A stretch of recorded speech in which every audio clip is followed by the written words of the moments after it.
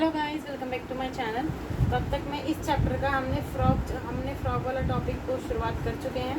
Frock वाले topic पे अब तक मैंने आपको लेक्चर नंबर 1 और लेक्चर नंबर 2 कंप्लीट मैं करवा चुकी हूँ। उस लेक्चर नंबर 1 और लेक्चर नंबर 2 में हमने किस चीज़ों की बात करी है? लेक्चर नंबर 1 में हमने फ्रॉक की मोर्फोलॉजी की बात करी थी। फ्रॉक की मोर्फोलॉजी की बात करी थी। देखिए, मोर्फोलॉजी का क्या मतलब होता है? मोर्फोलॉजी मतलब फ्रॉक बाहरी रूप से कैसे दिखता है, ठीक है। फ्रॉक ऊपर से कैसे दिखता है, जैसे ऊपर से आपके बाल दिख जाएंगे, आपके बालों का कलर क्या है, आपकी आंखों का कलर क्या है। पर वहीं जब आपको अनाटमी, जब आपको अंदर झाँक के देखना है, तो वो मैंने लेक्चर नंबर 2 से शुरुआत कर दी थी। अनाटमी में आपको सिस्टम्स के बारे में पढ़ना होता है। किस किस सिस्टम को पढ़ना होता है? आपको डाइजेस्टिव सिस्टम के बारे में पढ़ना है, ठीक है। डाइजेस्टिव सिस्टम का आपने नाम सुना होगा, डाइजेस्टिव सिस्टम के बारे में पढ़ना है। आपको रेस्पिरेटरी सिस्टम के बारे में पढ़ना है, सर्कुलेटरी सिस्टम के बारे में पढ़ना है, ठीक है। एक्सक्रीटरी सिस्टम के बारे में पढ़ना है एंड सो ऑन। सबसे लास्ट में आपको नर्वस सिस्टम पढ़ना है, रिप्रोडक्टिव सिस्टम पढ़ना है और कुछ इसके इकोलॉजिकल इंपॉर्टेंस के बारे में पढ़ना है, जो कि फ्रॉक्स के होते हैं। मतलब कि फ्रॉक्स हमारे लिए कैसे यूज़फुल है, वो होते हैं उसकी इकोलॉजिकल इंपॉर्टेंस, ठीक है। वो कैसे मैनकाइंड को यूज़फुल होता है। तो मैं इतनी चीज़ें आपको मतलब लेक्चर नंबर 1 और लेक्चर नंबर 2 का मैंने आपको जिस दी थी कि मैंने इन टॉपिक्स को जो है बेसिकली कवर किया था। अब आज हमारा लेक्चर नंबर 3 है। लेक्चर नंबर 2 में मैंने आपको डाइजेस्टिव सिस्टम लास्ट में पढ़ा दिया था, पूरा कंप्लीट भी करवा दिया था, ठीक है।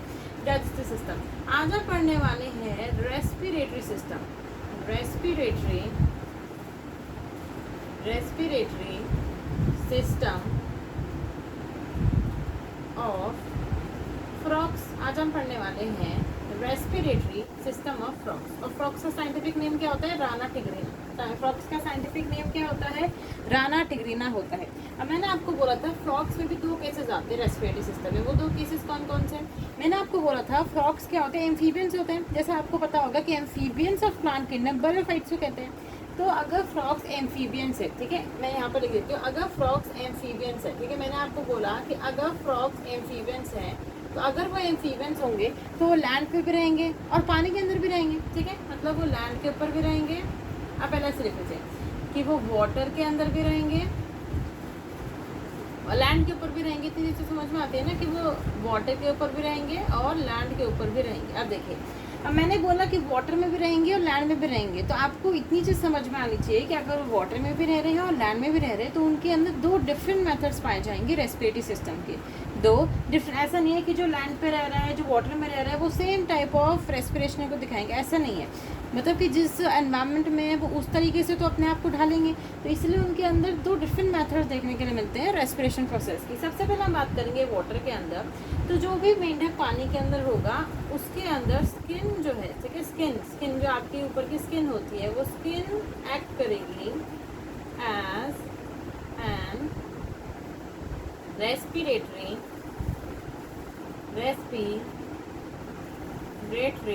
ऑर्गन, ठीक है। और जब स्किन एक्ट करे एज अ रेस्पिरेटरी ऑर्गन, तो उसे हम उस प्रकार की रेस्पिरेशन को हम क्या बोलते हैं? क्यूटेनियस, ठीक है। क्या बोलते हैं? क्यूटेनियस रेस्पिरेशन बोलते हैं। क्यूटेनियस रेस्पिरेशन बोलते हैं, ठीक है।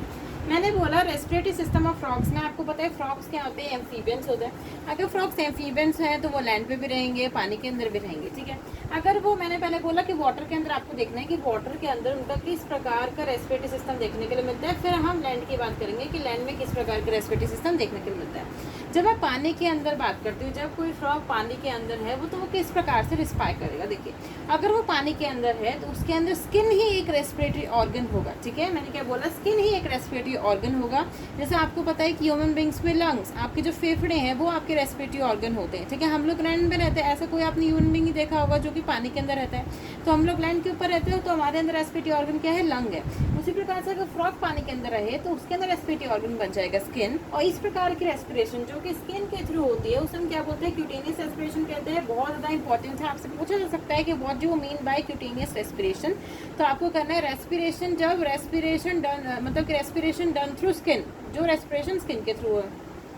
और देखिए, जब मैंने बोला कि क्यूटेनियस रेस्पिरेशन में स्किन के थ्रू रेस्पिरेशन हो रही है, अब देखिए, जैसे मैंने मान लीजिए यहाँ पर एक फ्रॉक की बॉडी बनाई थी, कुछ भी ले लीजिए, एक मान लीजिए ये फ्रॉक की बॉडी हो गई, ठीक है। ये फ्रॉक की बॉडी हो गई, ये उसके 4 लिम्ब हो गए और ये उसके हाइंड लिम्ब हो गए, ठीक है। इस प्रकार की कुछ फ्रॉक की बॉडी है। अब मैंने बोला कि फ्रॉग के स्किन के थ्रू रेस्पिरेशन होगा। अगर फ्रॉग के स्किन के थ्रू रेस्पिरेशन होना है तो उसे थोड़ा मॉइस्चर होना चाहिए उसके अंदर, वो थोड़ा स्मूथ होना चाहिए। तो वो मैं पहले आपको एक्सलम मॉर्फोलॉजी में बता चुकी हूँ। इसीलिए यही कारण है कि जो फ्रॉग की आप जैसे आप फ्रॉग के ऊपर की स्किन को छूओगे ना तो वो आपको थोड़ी गीली चिपचिपी दिखाई देगी। वैसा इसलिए होता है क्योंकि उसके अंदर स्किन के थ्रू रेस्पिरेशन होनी है। अगर वो गीली और चिपचिपी नहीं होगी तो उससे उसके थ्रू रेस्पिरेशन कैसे होगा? तो उसके थ्रू रेस्पिरेशन मतलब कि उसके स्किन के थ्रू रेस्पिरेशन होने के लिए उसे गीला और चिपचिपा होना पड़ता है। ठीक है, इतनी चीज़ तो समझ में आ गई कि फ्रॉग की जो स्किन है वो गीली और चिपचिपी हो जाएगी। ठीक है, अब मैंने बोला स्किन के थ्रू रेस्पिरेशन हो रही है तो देखिए यहाँ पर O2 है डिसॉल्व फॉर्म में, यहाँ से CO2 बना रहा है तो CO2 और O2 के बीच में जो एक्सचेंज है वो थ्रू स्किन होगा। ठीक है, CO2 और O2 तो यहाँ पर आप लिख सकते हैं एक्सचेंज, आप लिख सकते हैं एक्सचेंज बिटवीन। ठीक है, बिटवीन ये शॉर्ट फॉर्म हो गया, between O2 and CO2 occur through skin, occur through skin। तो आपको इतनी चीज़ें समझनी है वाटर के अंदर। जब मैंने बोला कोई भी मेंढक, कोई भी फ्रॉग जिसको रानाटिग्रिना कहा जाता है, जब वो पानी के अंदर होगा तो वो स्किन के थ्रू रिस्पायर करेगा। स्किन ही उसका रेस्पिरेटरी ऑर्गन होगा, जिसे हम क्या बोलते हैं? क्यूटेनियस रेस्पिरेशन बोलते हैं। क्या बोलते हैं? क्यूटेनियस रेस्पिरेशन बोलते हैं। ठीक है, एक्सचेंज बिटवीन, अब क्यूटेनियस रेस्पिरेशन में क्या होता है? एक्सचेंज बिटवीन, ठीक है, exchange between O2 and CO2 occur through skin, उसे हम कहते हैं क्यूटेनियस रेस्पिरेशन। इतनी चीज़ समझ में आती है, इसको आप नोट डाउन कर सकते हो। इसको नोट डाउन नहीं करोगे तब भी चलेगा, पर आप इसको समझने के लिए बना सकते हैं। ये मोस्ट इंपॉर्टेंट लाइन्स है। जब आपको रेस्पिरेटरी सिस्टम पे क्वेश्चन आएगा तो आप इन दोनों को बहुत अच्छे से एक्सप्लेन करेंगे। ठीक है, अब हम लैंड के ऊपर चलते हैं। इसको मैं रब कर देती हूँ। देखिए, मैंने आपको बताया कि दो डिफरेंट मेथड्स हो गए, एक स्किन वाला मेथड होगा, एक लैंड वाला मेथड होगा। ठीक है, एक स्किन वाला मेथड होगा और एक होगा लैंड वाला मेथड। अब हम बात करते हैं लैंड वाले मेथड की, कि लैंड में किस प्रकार से देखने के लिए मिलता है। जब मैं लैंड की बात करती हूँ, तो उसमें आपको किस प्रकार से देखने को मिलेगा। तो लैंड में वो 3 तरीके से रिस्पायर कर सकता है। पहला वो कर सकता है बकल कैविटी के थ्रू। बकल कैविटी क्या होती है? जिसमें आपकी जो आपकी टंग पाई जाती है, आपके टीथ पाए जाते हैं, वो जो पूरा रीजन होता है। ठीक है, आप अपना मुंह खोलोगे जो पूरा रीजन आपको दिखाई देगा वो बकल कैविटी, ओरल कैविटी होती है। ठीक है, तो बकल कैविटी के थ्रू कर सकता है, स्किन के थ्रू कर सकता है और लंग्स के थ्रू कर सकता है। समझ में आता है? मतलब मैंने बोला आपको डिफरेंसेस पता होने चाहिए कि जब वो वाटर में करेगा, जब वो वाटर में रिस्पायर करेगा तो वो सिर्फ और सिर्फ स्किन के थ्रू रिस्पायर करेगा। बट लैंड के ऊपर है तो लैंड के ऊपर उसके पास 3 ऑप्शंस है। ठीक है, 3 ऑप्शंस है। ठीक है, क्या है? 3 ऑप्शंस है। वो 3 ऑप्शंस कौन कौन से? एक है बकल कैविटी के थ्रू, एक है स्किन के थ्रू और एक है लंग्स के थ्रू। सबसे पहले बात आपको पता होनी चाहिए कि इनको किस प्रकार से बुलाया जाता है। देखिए, जो रेस्पिरेशन बकल कैविटी के थ्रू होती है उसे हम बोलते हैं बकोफेरेंजियल।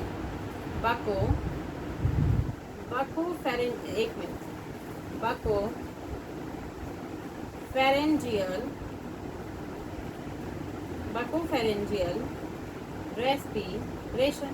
और स्किन के थ्रू मैं पहले बता चुकी हूँ, फिर से लिख देती हूँ। क्यूटेनियस क्या होता है? Cutaneous respiration.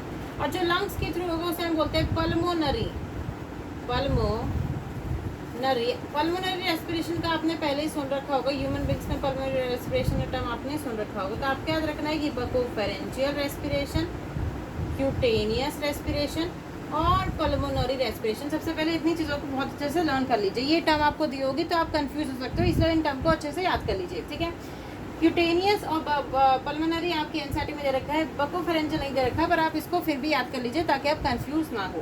तो मैंने बोला लैंड में क्या है? बकल कैविटी के थ्रू हो सकता है, स्किन के थ्रू हो सकता है, लंग्स के थ्रू हो सकता है। जो बकल कैविटी के थ्रू होता है उसे हम बकोफेरेंजियल रेस्पिरेशन क्या कहते हैं? बकोफेरेंजियल रेस्पिरेशन कहते हैं।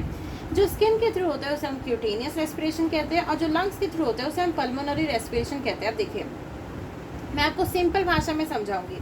मैंने पहले बोला था कि स्किन के थ्रू, मान लीजिए मैंने फ्रॉग बनाई, ये फ्रॉग के क्या हो गए? 4 लिम्ब हो गए, ये हो गए हाइंड लिम्ब। जब स्किन के थ्रू होता था तो ये पूरी इसकी स्किन हो गई और स्किन के थ्रू ही O2 और CO2 का एक्सचेंज हो जाता था स्किन के केस में, जब स्किन के थ्रू रेस्पिरेशन होता था। अब मैं अगर लंग्स के थ्रू बात करती हूँ, लंग्स में क्या हो गया? ये आपका फ्रॉग हो गया। फ्रॉग में क्या इस प्रकार के, जैसे हमारे जो लंग्स होते हैं इसमें भी इस प्रकार के लंग्स पाए जाएंगे और इसके थ्रू O2 और CO2 का एक्सचेंज हो गया। तो सिंपल ये चीज़ तो आपको समझ में आती है। अब मैं बकोफेरेंजियल से क्या समझते हैं? बकोफेरेंजियल में ही बच्चे सबसे ज़्यादा कंफ्यूज होते हैं। तो इसको आप लिख लीजिए, फिर मैं बताती हूँ क्या होता है। ठीक है, इसको आप लिख लीजिए, मैं मिटा देती हूँ। देखिए, बकोफेरेंजियल से आप क्या समझते हैं, इनको मैंने लास्ट को मिटा देती हूँ क्योंकि वो दोनों बहुत इजी है, आप उससे समझ जाएंगे, लेकिन आपको बकोफेरेंजियल समझने में सबसे ज़्यादा कठिनाई होगी, ठीक है। जब रेस्पिरेशन जब रेस्पिरेशन अकर थ्रू बकल कैविटी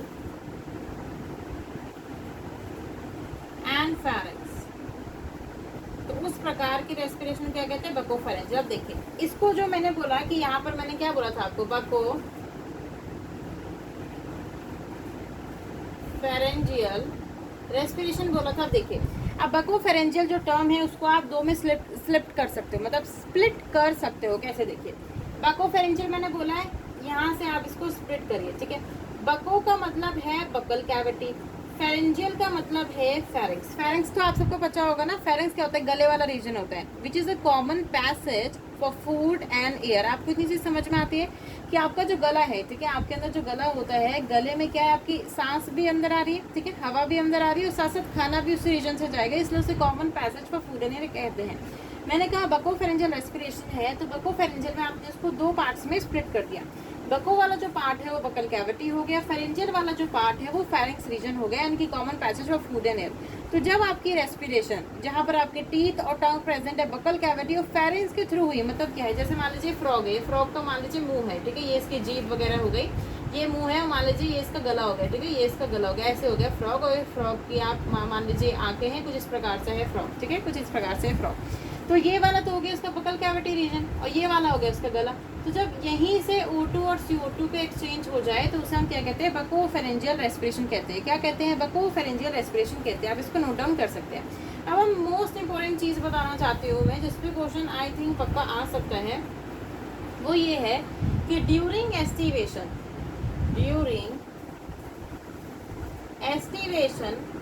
एस्टिवेशन का मतलब क्या होता है, आपको मैं पहली क्लासेस में बता चुकी हूँ कि एस्टिवेशन का मतलब होता है समर स्लीप, और हाइबरनेशन का मतलब होता है winter sleep. During aestivation and hibernation frog respire through skin, ठीक है। इतनी चीज आपको समझ में आनी चाहिए कि during aestivation and hibernation frog respire through skin, this is most important, ठीक है, this is most important. During aestivation और हाइबरनेशन के दौरान, ड्यूरिंग एस्टिवेशन एंड हाइबरनेशन के दौरान जो फ्रॉग रिस्पायर करता है वो थ्रू स्किन रिस्पायर करता है, ठीक है, वो थ्रू स्किन रिस्पायर करता है। इसको सभी बच्चे बहुत अच्छे से लर्न कर लेंगे कि during aestivation and hibernation frog respire through skin, ठीक है, ये चीज समझ में आ गया। अब यहाँ पर हमारा रेस्पिरेटरी सिस्टम खत्म होता है, पर इससे पहले आपको एक चीज पता होनी चाहिए। जैसे हमारे में आपको लंग्स पता है, जो फेफड़े होते हैं, एनसीईआरटी में लंग्स के बारे में कुछ इंपॉर्टेंट चीजें दे रखी हैं कि फ्रॉग्स में किस प्रकार का लंग पाया जाता है, तो मैं उसको बताती हूँ कि किस प्रकार का लंग पाया जाता है, जिसके बारे में आपको पता होना चाहिए। देखिए, अगर जो फ्रॉग्स के अंदर जो लंग्स पाया जाता है उसकी मैं बात करूँ, तो फ्रॉग्स के अंदर जो लंग्स होते हैं, आप लंग्स के बारे में क्या लिख सकते हैं, देखो उनके केस में जो लंग्स होते हैं, lungs is a pair of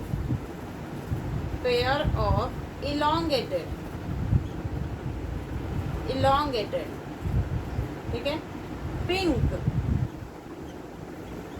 sac like structure present in upper part of trunk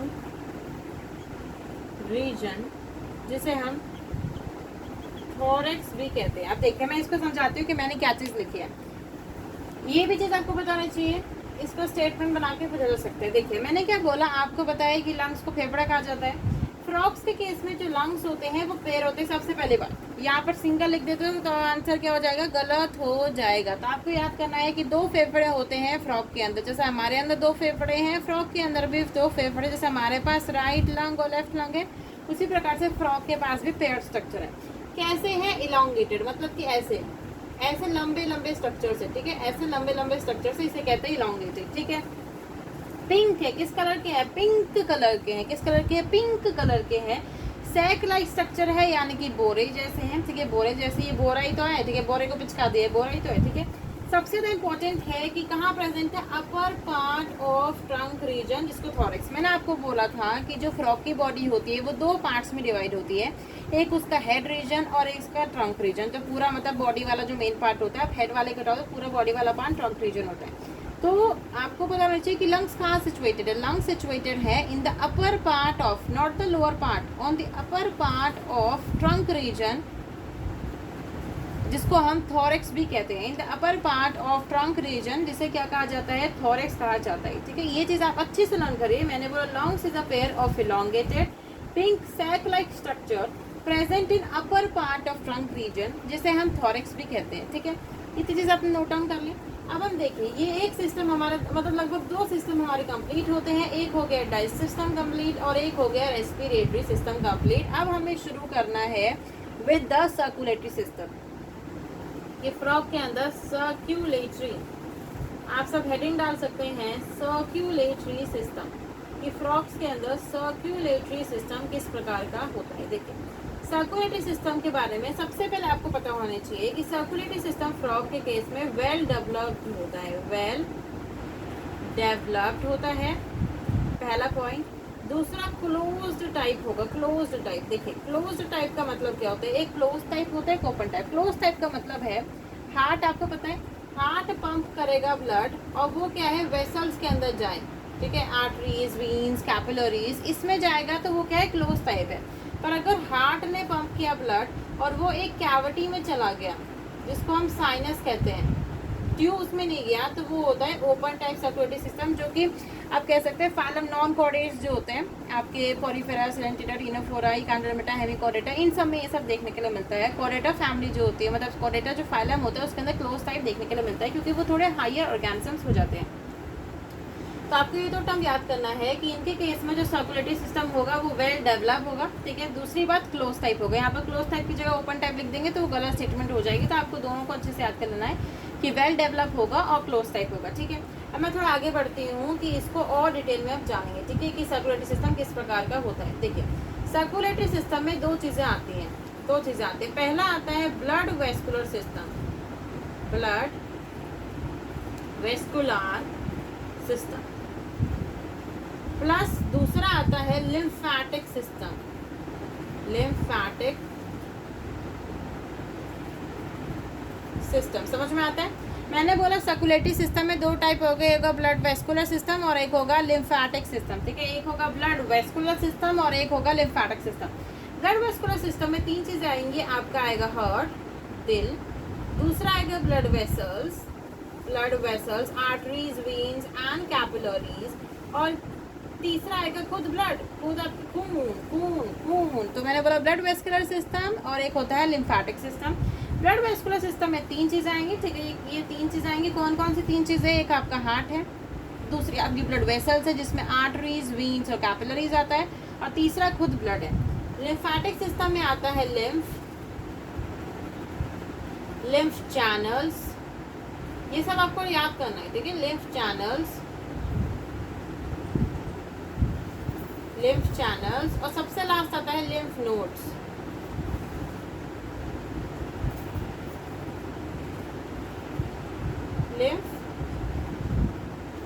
ठीक है, लिम्फ नोड्स। तो सर्कुलेटरी सिस्टम में दो चीज़ें आती हैं, एक आपका ब्लड वेस्कुलर सिस्टम आता है और एक लिम्फेटिक सिस्टम। एक ब्लड वेस्कुलर सिस्टम आता है और एक lymphatic system. Blood vascular system में हार्ट आता है, ब्लड वेसल्स आती है, ब्लड आता है। लिम्फेटिक सिस्टम में लिम्फ आता है, लिम्फ चैनल्स आते हैं और लिम्फ नोड्स आते हैं। ठीक है, इसको मैं रब करती हूँ, फिर हम आगे बढ़ते हैं। आई होप आपको याद हो गई होगी। ठीक है, अब हम थोड़ा आगे बढ़ते हैं, इसको मैं मिटा देती हूँ, आपने हेडिंग आई होप डाल ली होगी। ठीक है, अब थोड़ा हम आगे बढ़ते हैं। इतनी चीज़ों के बारे में बात करी।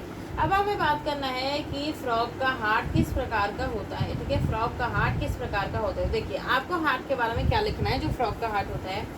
हार्ट जो है फ्रॉग का, heart is a muscular structure. Muscular structure का क्या मतलब है? मसल का बना हुआ स्ट्रक्चर है। इज अ मस्कुलर स्ट्रक्चर, यानी कि मसल का बना हुआ स्ट्रक्चर है,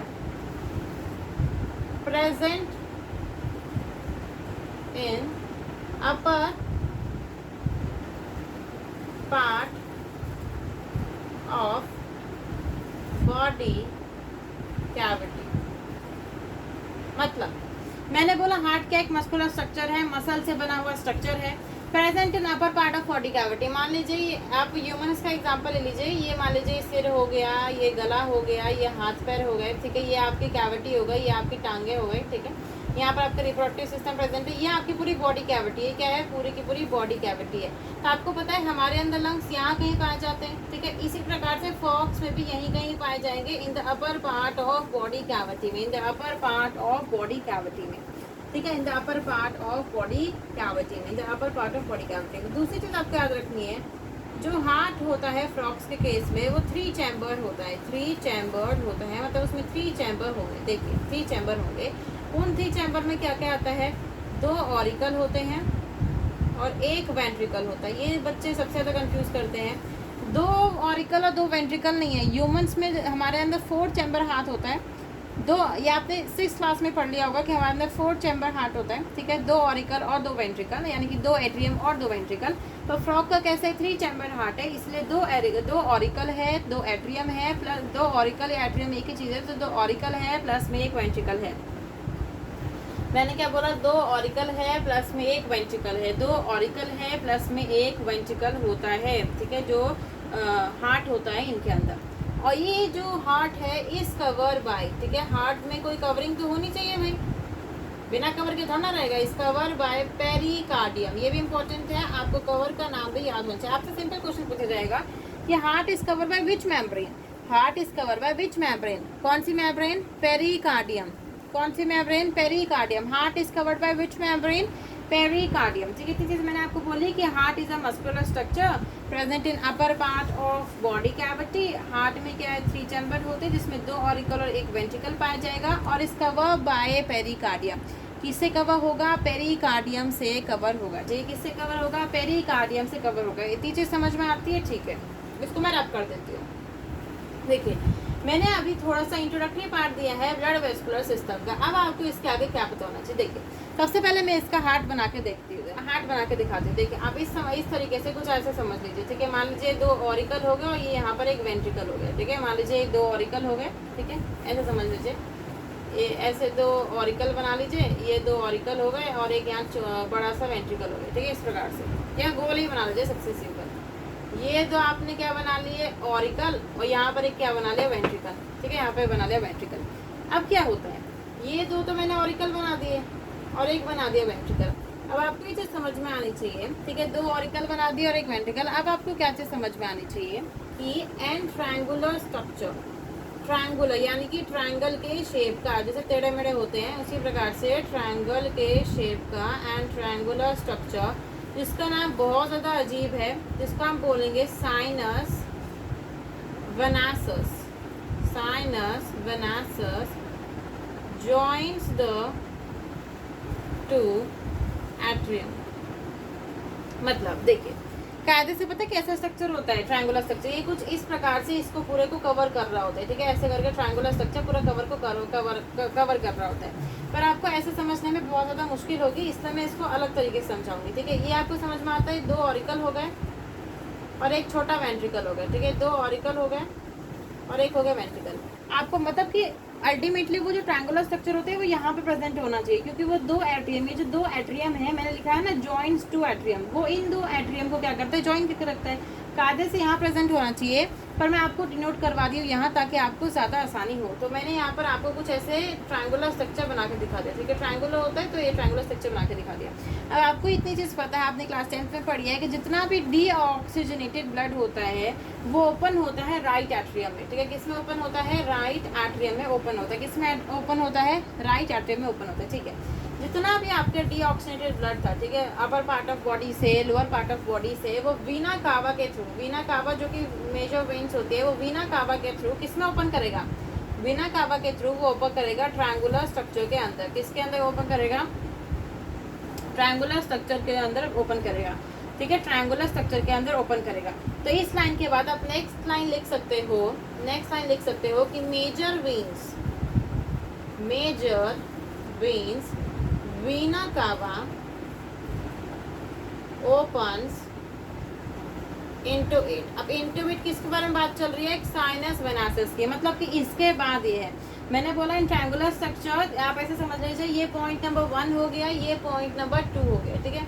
मैंने क्या बोला, and triangular structure sinus venosus joins the two right atrium, ठीक है, इन दोनों को यहाँ पर ज्वाइन कर रहा होगा।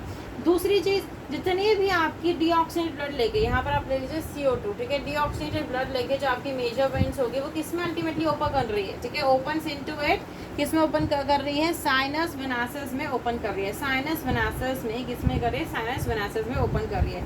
अब मैं इतने पार्ट को मिटाती हूँ, फिर आपको अच्छे से और चीज़ें समझाती हूँ। अब आपको समझ में आ गया कि यहाँ से आपका डीऑक्सीनेटेड ब्लड जो है वो एंटर किया है। अब देखिए क्या होगा, यहाँ से डीऑक्सीनेटेड ब्लड एंटर हो गया। अब ये डीऑक्सीनेटेड ब्लड किस में जाएगा, डीऑक्सीनेटेड ब्लड राइट एट्रियम में गया, ठीक है, राइट एट्रियम किस में गया, राइट एट्रियम में गया, किस में गया, राइट एट्रियम में गया, ठीक है। अब देखिए, अब ये जो आपका डीऑक्सीनेटेड ब्लड राइट एट्रियम में आया, अब आपको पूरी चीज़ें समझ में आनी चाहिए कि राइट एट्रियम में यहाँ से ये गया, राइट एट्रियम के बाद किस में जाना चाहिए, अच्छा ये पेन तो चल रहा है, राइट एट्रियम के बाद वो किस में जाना चाहिए, वेंट्रिकल में, ठीक है, वेंट्रिकल में गया। अब वेंट्रिकल के बाद आया है डीऑक्सीनेटेड ब्लड, उस डीऑक्सीनेटेड ब्लड को ऑक्सीजनेटेड तो होना पड़ेगा, अगर ऑक्सीजनेटेड ही नहीं होगा तो कैसे काम चलेगा। तो ऑक्सीजनेटेड के लिए वो किसके पास जाता है, आपको पता है कि वेंट्रिकल के बाद वो वेंट्रिकल के, देखो इसको अच्छे से बना देते हैं, किसके पास जाना चाहिए, वो जो वेंट्रिकल के बाद किसके पास जाना चाहिए, लंग्स के पास, एक मिनट, किसके पास लाना चाहिए, लंग्स के पास जाना चाहिए, किसके पास जाना चाहिए, लंग्स के पास जाना चाहिए, किसके पास जाना चाहिए, लंग्स के पास जाना चाहिए। अब लंग्स क्या होगा, लंग्स उस डीऑक्सीनेटेड ब्लड को ऑक्सीजनेटेड कर देगा, क्या कर देगा, ऑक्सीजनेटेड कर देगा, क्या कर देगा, ऑक्सीजनेटेड कर देगा। अब ये जो ऑक्सीजनेटेड ब्लड है वो किस में ओपन होगा, राइट लेफ्ट एट्रियम में, ठीक है, मतलब क्या है, ये जो वेंट्रिकल था, ठीक है, ये जो क्या था, वेंट्रिकल था, वेंट्रिकल ने किसके पास पहुंचाया, लंग्स के पास, वेंट्रिकल ने किसके पास पहुंचाया, लंग्स के पास पहुंचाया, वेंट्रिकल ने किसके पास पहुंचाया, लंग्स के पास पहुंचाया। लंग्स से क्या है, ऑक्सीजनेटेड ब्लड निकला, लंग्स से क्या है, ऑक्सीजनेटेड ब्लड निकला। अब वो ऑक्सीजनेटेड ब्लड किसके पास गया, लेफ्ट एट्रियम के पास गया, लेफ्ट एट्रियम से वो किसके पास गया, वेंट्रिकल के पास गया, ठीक है। ये चीज़ आपको सर्कुलेशन समझ में आना चाहिए। लास्ट में मैं एक चीज़ बता देना चाहती हूँ सिर्फ कि फ्रॉग के अंदर इनकम्प्लीट डबल सर्कुलेशन देखने के लिए मिलता है, क्योंकि इस पॉइंट पे ऑक्सीजनेटेड और डीऑक्सीनेटेड ब्लड दोनों ऐड हो जाते हैं। इसको मैं और डिटेल में कल की क्लास में बताऊंगी, ठीक है। At the end please subscribe to my channel. अभी blood vascular system, circulatory system complete नहीं हुआ, अभी हमें और डिटेल में जाना है। कल मैं लेक्चर नंबर 4 में लगभग इसको कंप्लीट कर दूंगी, ठीक है। तो at the end please subscribe to my channel, like भी करिए और सब्सक्राइब भी करिए। Thank you.